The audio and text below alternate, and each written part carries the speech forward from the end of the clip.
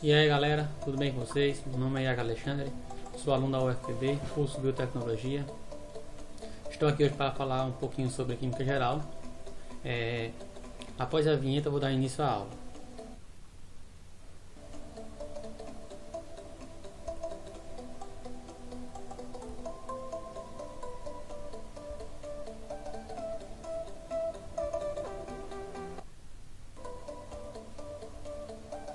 Bom, o tema que irei abordar hoje serão reações redox. Para você que não sabe o que é uma reação redox, assiste o vídeo até o fim. E se gostar, mete o dedinho lá no link, no like e vamos lá.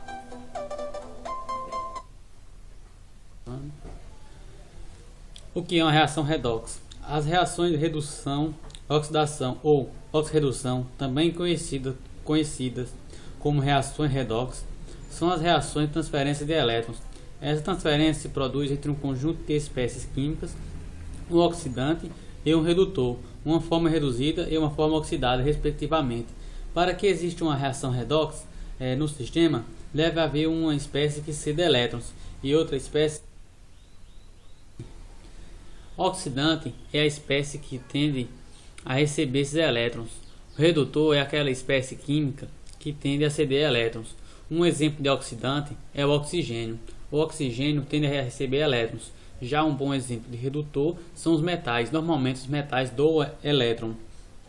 Quando uma espécie química redutora cede elétrons ao meio, se converte em uma espécie oxidada e a relação que guarda com seu percussor fica estabelecida mediante o que se chama de um par redox.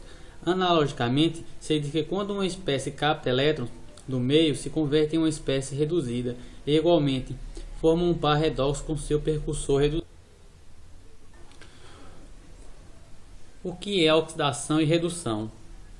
São processos contrários e que ocorrem simultaneamente em uma reação química em que há transferência de elétrons. Esse tipo de reação é denominada de reação de oxirredução ou redox. A oxidação ocorre quando uma espécie química perde elétrons para outra, ficando com uma carga mais positiva, isso é, o seu NOx, número de oxidação, aumenta.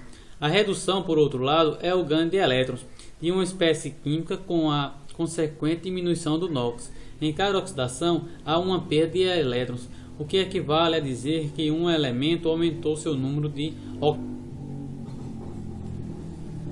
Bom, aqui eu tenho o exemplo da oxidação do cloro, que eu círculo em vermelho, onde o cloro sofreu oxidação e nesse caso ele ganhou dois elétrons.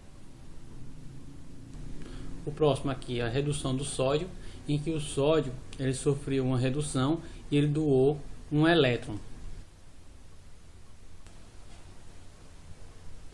Mas qual é a utilidade da reação redox? Essas reações são muito importantes porque muitas delas estão envolvidas em processos essenciais para a manutenção da vida, desenvolvimento tecnológico e fabricação de produtos que auxiliam o nosso bem-estar. Falarei agora de algumas das principais reações de oxirredução.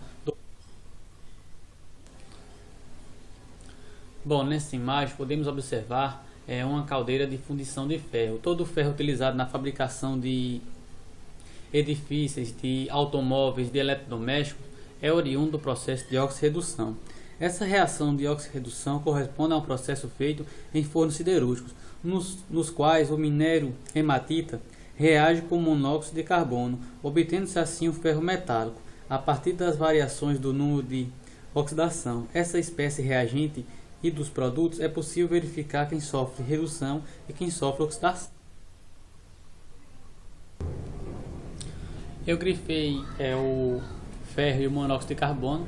Este com a setinha amarela se deslocando é o ferro e esse com o vermelhinho é o carbono. Veja que o NOx de ferro diminuiu de +3 para 0. Isso significa que ele recebeu elétrons que possuem carga negativa e por isso seu valor diminuiu, ou seja, ele sofreu uma redução. Mas para que o ferro da hematita ganhe elétrons e reduza, é necessário que outra espécie química forneça esses elétrons para ela. No caso, a substância que fez isso foi o monóxido de carbono. Sabemos disso porque o monóxido de carbono aumentou de +2 para +4.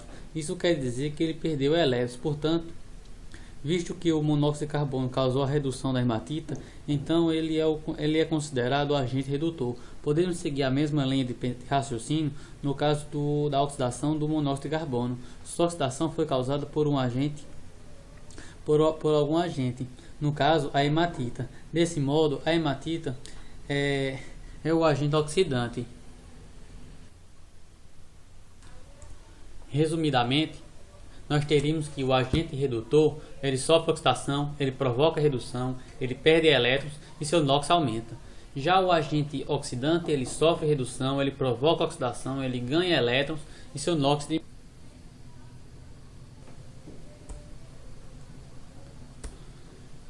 O processo de oxirredução também atua na fotossíntese, realizada por algumas plantas, algas e algumas espécies de bactérias. Na fotossíntese, a água e o carbono reagem na presença de luz para a produção de moléculas orgânicas de estruturas que contêm o carbono como elemento principal. Um exemplo da molécula orgânica produzida é a glicose, esta que eu acabei de representar na tela, que é composta por 6 carbonos, 12 hidrogênios e 6 oxigênios.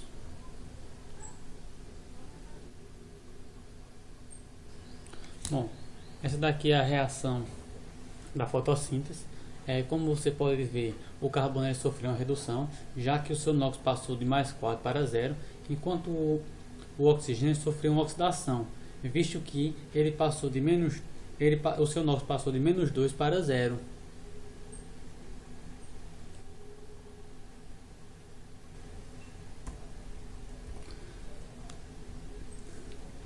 As revelações de fotos antigamente, antes do surgimento da máquina fotográfica, do smartphone, eram feitas também através do processo de oxirredução.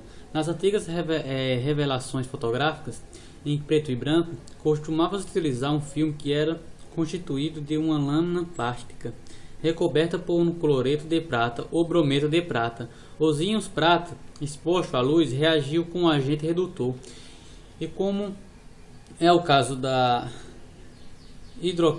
hidroquinona, que forma a prata, a hidroquinona, o negativo da foto era formado quando os íons de prata, não expostos à luz, não reagiam com o agente redutor e eram retirados pela lavagem do filme com tisulfato de sódio. A revelação fotográfica é resultado da redução dos íons prata por alguma substância orgânica que atua como.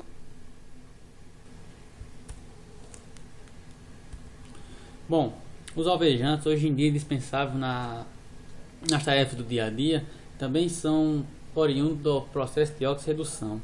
O efeito embranquecedor dos alvejantes se dá em razão da presença de dois agentes redutores, o ânion hipocloroso, em geral na forma de sal, presente, por exemplo, na água sanitária, e o peróxido de hidrocloreto, comercializado como água oxigenada. Esses dois compostos apresentam uma tendência muito grande de se oxidarem e causarem a redução de outras espécies químicas. Portanto, eles são responsáveis por oxidar as substâncias que fornecem cor escura aos produtos. Por exemplo, na celulose, a linguina, que quebra e se torna mais clara e maleável, e no caso da remoção de manchas e clareamento de tecidos.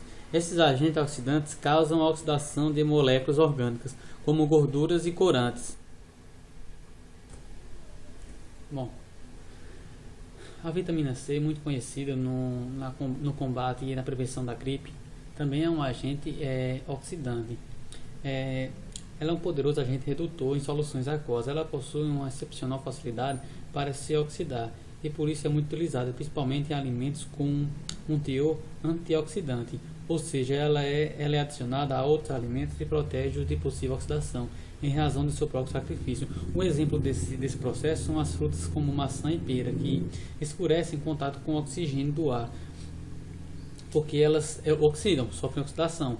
Mas quando se adiciona uma pequena quantidade de suco de laranja ou de limão que contém vitamina C na fruta cortada, isso evita que essa reação ocorra, porque a vitamina C age como um agente redutor e oxida antes da fruta, salvando as saladas de fruta com suco de laranja. A vitamina C age como um redutor.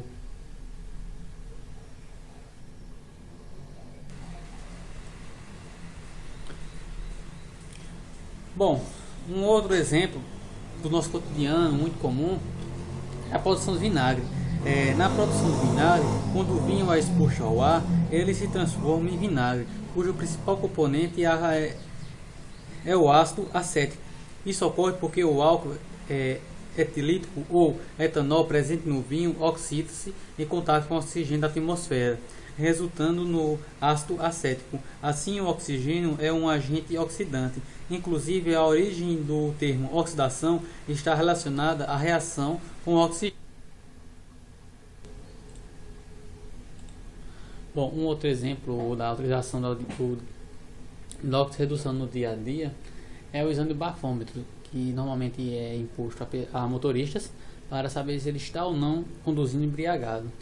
Um bafômetro simples, descartável, consiste em um tubo transparente contendo uma solução aquosa do sal de cromato de potássio e sílica, que é umedecido com um ácido sulfurídrico.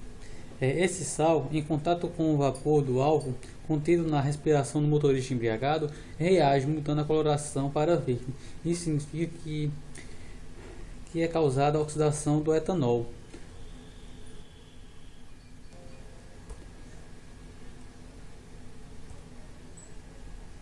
Bom, agora que você viu alguns exemplos de oxirredução no dia a dia, tanto para o homem moderno como para outros seres vivos, e eu irei agora iniciar uma sessão de exercícios. Eu peço que quando eu iniciar a leitura do exercício, você dê pausa no vídeo, tente resolver, e quando você conseguir resolver, se não conseguir, você dê play novamente, ouça minha explicação, e após a explicação, no próximo slide da questão, eu estarei passando a resolução. Você pode notar, e se pintar alguma dúvida, você pode comentar aí embaixo que eu vou tentar tirar sua dúvida. Eu vou dar início agora às questões. Após a questão, eu estarei disponibilizando a resolução da questão. Essa questão é uma questão da UFMG, em Minas Gerais. Eu vou iniciar agora a leitura, espero que você acompanhe e no final eu estarei dando a resposta correta. Considerando as seguintes equações. A primeira equação, eu tenho uma reação entre um ácido clorídrico com o hidrocloroso de sódio, onde eles formam uma molécula de cloreto de sódio e uma de água. Na segunda equação, eu tenho uma reação de duas moléculas de hidrogênio com uma molécula de oxigênio formando água. E na terceira reação, eu tenho uma reação entre o óxido sulfúrico reagindo com a água formando o ácido sulfúrico. Essa questão nos pede que digamos em qual das alternativas é a que ocorre oxirredução. Se você observar, não vai ocorrer oxirredução nem na primeira e nem na terceira. Somente na segunda equação ocorre oxirredução, porque somente nela há transferência de elétrons. Isso é visto pelo NOx. Observe que o hidrogênio oxidou, perdeu elétrons, seu NOx diminuiu, pois ele transferiu elétrons para o oxigênio e ele reduziu.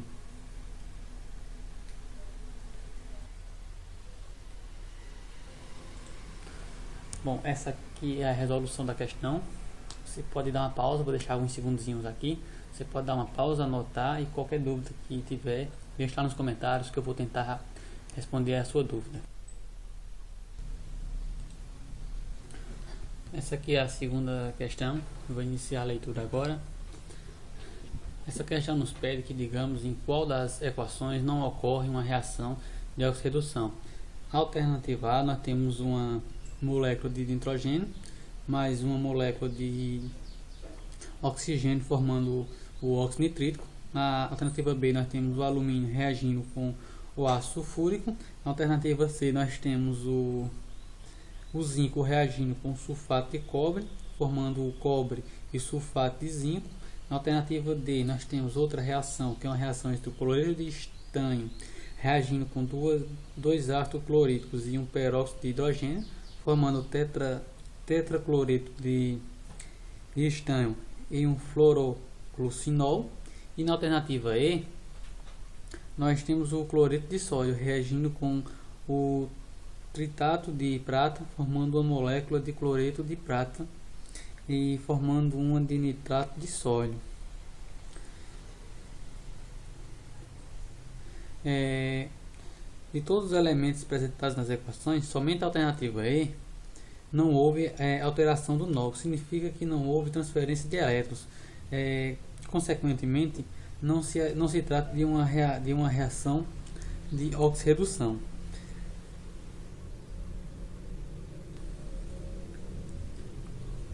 Essa daqui é a resolução, são os cálculos de onde ocorreu não ocorreu oxirredução.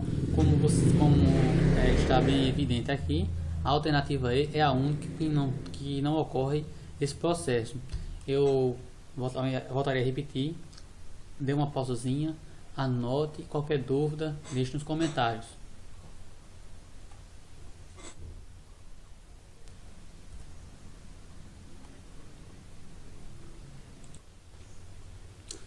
Bom, agora que você anotou tudo direitinho e já tirou sua dúvida, vamos à próxima questão.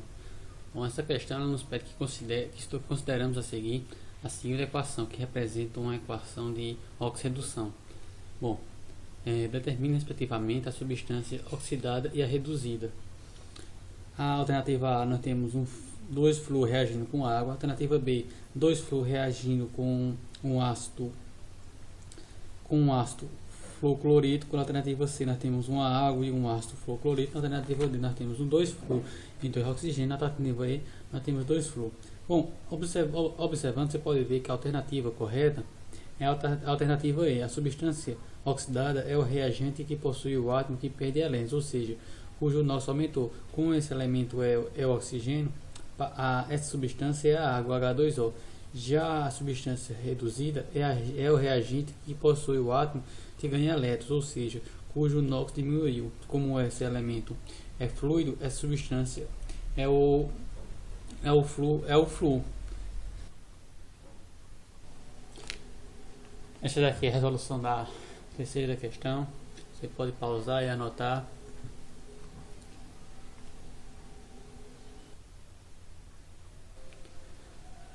Eu vou iniciar agora a quarta questão. Essa aqui é uma questão da César Granhill. Como feito anteriormente, após a minha leitura da questão, estarei dizendo a opção correta e após isto estarei passando o slide com a resolução para que você possa dar pausa e anotar. Essa aqui é a reação. Esta reação eu tenho um cloreto de estanho mais um ácido clorítico e um peróxido de hidrogênio formando um tetracloreto de estanho e um fluoroglutinol. Essa questão nos pede para que digamos qual as alternativas são corretas. A alternativa A, ela nos fala que o estanho e o cloro estão sofrendo oxidação. A alternativa B, ela afirma que o estanho sofre oxidação e o oxigênio sofre redução. A alternativa D, ela afirma que a alternativa C, ela afirma que o estanho sofre oxidação e o ácido clorítico redução. A alternativa D, ela afirma que o peróxido de hidrogênio sofre redução e o cloro sofre oxidação. E a alternativa E, ela afirma que o peróxido de hidrogênio sofre oxidação e o estanho sofre redução. Bom, observando as questões e com base nos seus conhecimentos até agora, eu posso afirmar que o NOx de estanho aumentou de mais 2 para mais 4, o que significa que ele sofreu oxidação. Já o NOx de oxigênio diminuiu de menos 1 para menos 2, o que significa que ele sofreu oxidação. Ou seja, a alternativa correta é a alternativa B.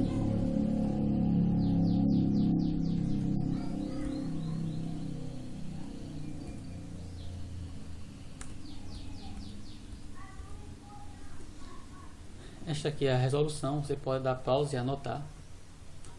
Qualquer dúvida, deixar nos comentários e eu vou tentar resolver a sua dúvida.